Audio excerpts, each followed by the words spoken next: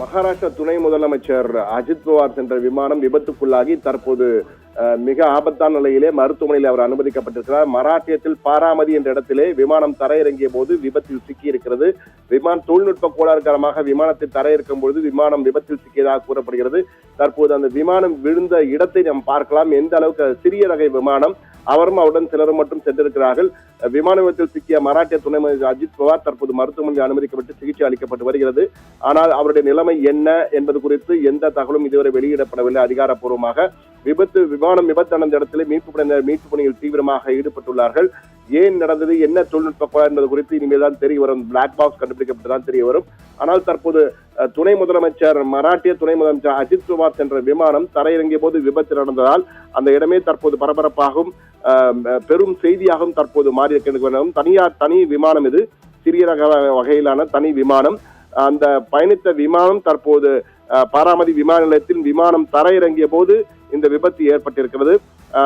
பயணித்த விமானத்தும் வெடித்து சிதறி பற்றி எறிவதால் பெரும் அச்சம் ஏற்பட்டிருக்கிறது. என்றால் அந்த கீழே விழும்போது அந்த விமானம் வெடித்து சிதறி இருக்கிறது. அதனால் தீப்பற்றி இருக்கிறது. தீப்பற்றி எரிந்ததால் அதில் பயணித்தவரின் கதி என்ன என்பதுதான் தற்போது மிகப்பெரிய கேள்வியாக இருக்கிறது. அஜித் பவாரின் நிலைமை என்ன, அவர் மருத்துவமனைக்கு கொண்டு செல்லப்பட்டிருக்கிறார். அவருடைய நிலைமை எப்படி இருக்கிறது, கவலைக்கிடமாக இருக்கிறதா, அவரது உடல்நலம் தெரிய வருவாரா என்ன என்பது குறித்து எந்த ஒரு தகவலும் இதுவரை வெளியாகவில்லை. ஆனால் விமான விபத்து நடந்த இடத்தில் கிடைத்துள்ள காட்சிகளை பார்க்கும்போது விமானத்திலே பெரும் சேதம் ஏற்பட்டிருக்கிறது.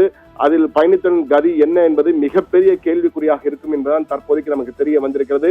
என்றால் விமானம் தரங்கிய இடத்தில் நின்று கொண்டிருந்த போது பொதுமக்களில் சிலர் அதை பார்த்திருக்கிறார்கள். அந்த விமானம் வெடித்து கீழே சிறுவும் போது அந்த தீ பற்றி கொண்டு கீழே விழுந்திருக்கிறது, கீழே விழுந்து தீ பற்றி இருக்கிறது என்பதையும் அங்குள்ள சிலர் கூறுகிறார்கள். ஆனால் முழுமையான விசாரணைக்கு பிறகுதான் என்ன நடந்தது, எப்படி நடந்தது குறித்த நமக்கு முழுமையான தகவல் கிடைக்கும். ஆனால் தற்சமயத்திற்கு அந்த விமானம் விபத்துக்குள்ளாகி இருக்கிறது என்ற அதிகாரப்பூர்வமாக அறிவிக்கப்பட்டிருக்கிறது. தீ பற்றி எரிகின்ற அந்த விமான காட்சிகளையும் நம்மால் பார்க்க முடிகிறது. தற்போது அந்த இடத்திலே முற்றிலுமாக அந்த விமானம் இருந்ததுக்கான அடையாளமே இல்லாத அளவுக்கு விமானம் சிதைந்து கிடப்பதை நம்மால் பார்க்க முடிகிறது. இது சிறிய ரக வகை விமானம். தரையிறங்கிய போது கீழே அந்த தொழில்நுட்ப காரணமாக கீழே தரையிறங்கி இருக்கிறது. இறங்கும் போது ஏதோ நடந்திருக்கிறது, தொழில்நுட்ப கோளாறு. என்ன கோளாறு என்பது குறித்து இன்னும் முழுமையான தகவல்கள் நமக்கு கிடைக்கவில்லை. விமான விபத்தில் சிக்கிய மராட்டிய துணை முதலமைச்சர் அஜித் பவார் தற்போது மருத்துவமனைக்கு எடுத்து செல்லப்பட்டிருக்கிறார். எனவே அவர் உடல்நலம் எப்படி இருக்கிறது என்பது குறித்த தகவல்களே. ஆனால் அந்த இடம் முழுவதும் வெறும் புகை மூட்டமாக இருப்பதை நம்மால் காண முடிகிறது. விமான விபத்து நிகழ்ந்த இடத்திலே மீட்பு படையினர் தற்போது முழுமையான மீட்பு பணியிலே ஈடுபட்டிருக்கிறார்கள். அவருடன் யாரெல்லாம் சென்றிருக்கிற தகவலும் தற்போது இன்னும் வெளியாகவில்லை.